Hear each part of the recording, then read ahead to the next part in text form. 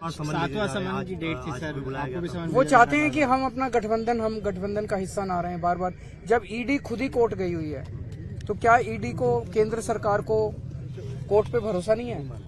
Court पे भरोसा रखना चाहिए ना। वो खुद ही कोर्ट गए हैं तो कोर्ट पे भरोसा, कोर्ट के आदेश का वेट करें। वो कोर्ट जो भी आदेश देगा उसके हिसाब से कर लेंगे। कोर्ट कहेगा भी जाओ तो जाएंगे। अब कोर्ट में कार्रवाई भी चल रही है और साथ में समन पे समन भी भेजे जा रहे हैं। तो उनका मकसद बेसिकली ये है, इनफॉर्मली कई जगह से मैसेज आए हैं भाई गठबंधन तोड़ दो। गठबंधन नहीं तोड़ेंगे हम। आज ही के दिन 1 साल पहले 26 फरवरी के दिन 2023 को इस देश के सबसे काबिल शिक्षा मंत्री मनीष सिसोदिया जी, जो उस वक्त दिल्ली के उप मुख्यमंत्री भी थे, उन्हें एक फर्जी केस में केंद्र सरकार ने गिरफ्तार कर लिया था। उनकी गिरफ्तारी का आज 1 साल पूरा होता है।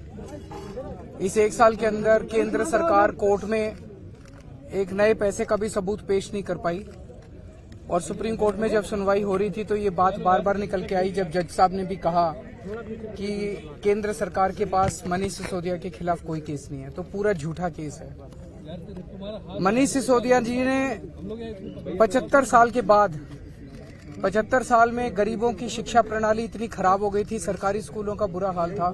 75 साल के बाद उन्होंने गरीबों को एक उम्मीद दी थी कि उनके बच्चों को भी अच्छी शिक्षा मिल सकती है, उनके बच्चों को भी अच्छा भविष्य मिल सकता है। मनीष सिसोदिया जी ने गरीबों के बच्चों को सपने देखने का अधिकार दिया था।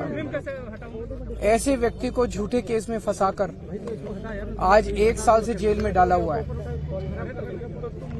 एक तरफ उन्हें जेल में डाला हुआ है और दूसरी तरफ हम देखते हैं कि इस देश को लूटने वालों को, जो इस देश को लूट रहे हैं, कई हजार करोड़ रुपए के जिनके ऊपर भ्रष्टाचार के आरोप हैं, जिन्हें खुद प्रधानमंत्री जी अपने भाषणों में बड़े बड़े भ्रष्टाचारी बोल चुके हैं, उन लोगों को अपनी पार्टी में शामिल करा के और उनको बड़े बड़े पद दिए जा रहे हैं। किसी को मुख्यमंत्री बना देते हैं, किसी को मंत्री बना देते हैं, किसी को उप मुख्यमंत्री बना देते हैं। तो एक वो कहावत है कि रामचंद्र कह गए सिया से, ऐसा कलयुग आएगा, हंस चुनेगा दाना दुनका, कौवा मोती खाएगा।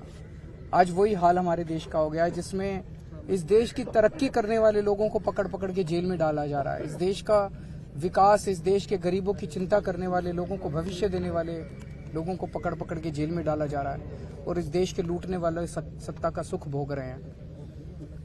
आज हम दुख नहीं मना रहे मनीष जी का, वो हमारे लिए प्रेरणा है।